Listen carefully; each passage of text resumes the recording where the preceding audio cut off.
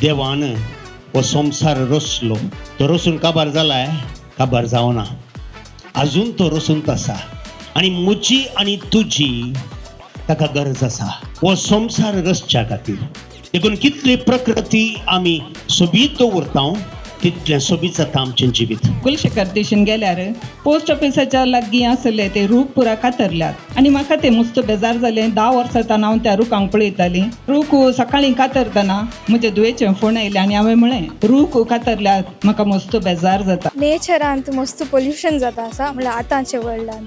म्हाका जडाचे मन नासले. हांव एक ल्हान जड लायलें आसता, म्हाका पूर जाला मागीर तो कितें पसो तो जड लायता म्हणून म्हाका बगलें. तशें ताजे हात देवन हांव जडा कितें मुखार नता. पुराणे सांगतात आम्ही परिसर उरयचे म्हणून, पूण आम्ही खुद जायते जण कितेंच आमी करते न्हू. खाली एनवायरमेंटल डे दीस मात्र न्ही झाडां लावचे आनी उरले दिसांनी झाडां लायचे. आमी हर एकल्यानी इनिशिएटीव काडून आमी एक कितेंय जावन ते आमकां एक जड लावचे या उदक उरोवचे जायते मापान आमी परिसराक जागृत जायचे. आनी आमी कितले परिसराक आमी हें करता तितले परिसर आमकां आमचे राखणी करता आमकां फायद्याचे जावन आसा.